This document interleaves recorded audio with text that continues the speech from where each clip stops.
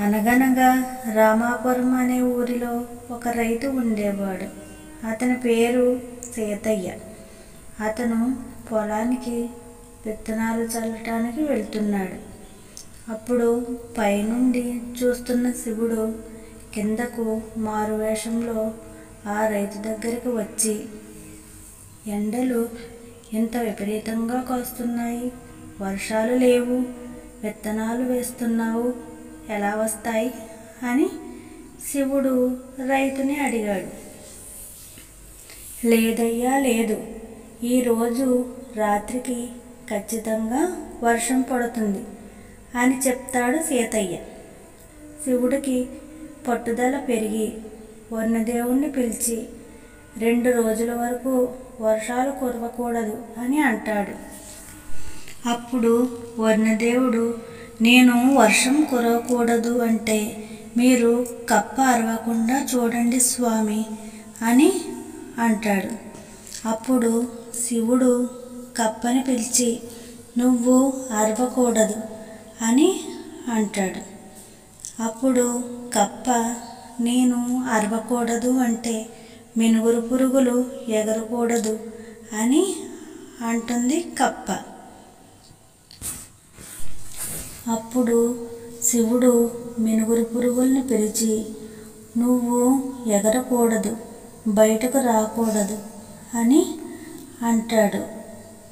అప్పుడు మినుగురు పురుగులు, అలాగే స్వామి, మీ ఆజ్ఞ నేను శిరస వహిస్తాను అని అంటాయి మినుగురు పురుగులు.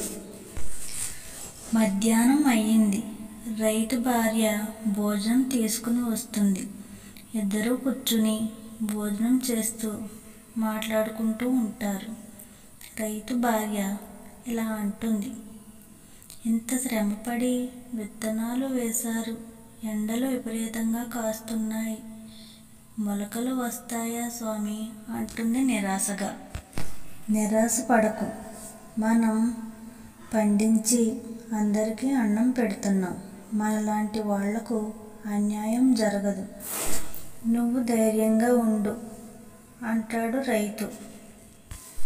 రాత్రి అయ్యింది. మేఘాలు వస్తాయి, వర్షాలు కుంభవృష్టిగా పడతాయి. రైతు వేసిన విత్తనాలు మొలకలు వస్తాయి.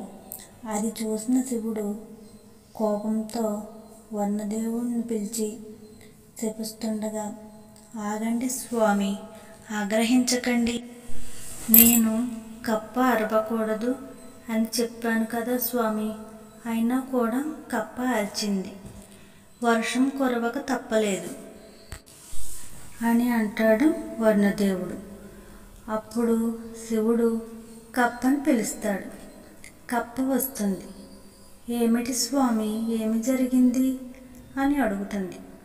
నేను నిన్ను అరవకూడదని చెప్పాను కదా, ఎందుకు అరిచావు అని శివుడు కప్పని కోపంతో అడుగుతాడు. అప్పుడు కప్ప, మినుగురు పురుగులు ఎగరకూడదని చెప్పాను కదా స్వామి, అవి మీ మాట వినలేదు, అవి ఎగిరినందువల్ల నేను అరిచాను స్వామి అని దీనంగా వేడుకుంటుంది కప్ప.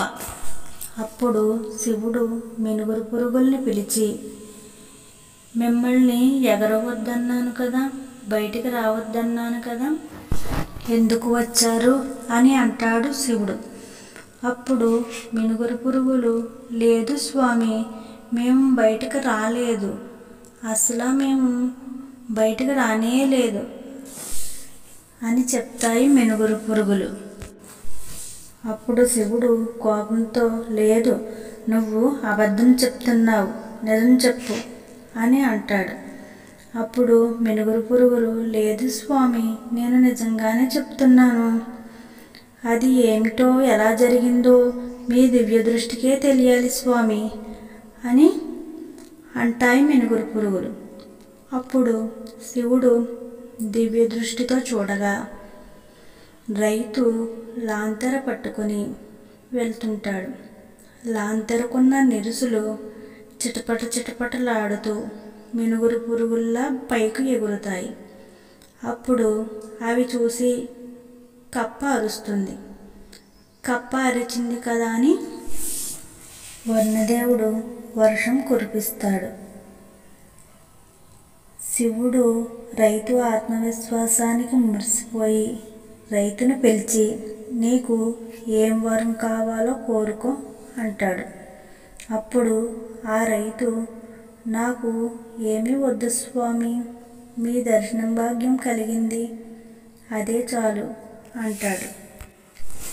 ఈ కథ నుంచి మనకి అర్థమైన నీతి ఏమిటంటే, ఏ మనిషి కూడా తన ఆత్మవిశ్వాసాన్ని కోల్పోకుండా దేవుడు మనకి ఏమీ చేయలేదు అని అనుకోకుండా ధైర్యంగా తన పని తాను చేసుకుంటూ ముందుకు సాగిపోవాలి. చూసారా ఫ్రెండ్స్, మనం అనుకుంటే ఆత్మవిశ్వాసంతో ఏదైనా సాధించగలం.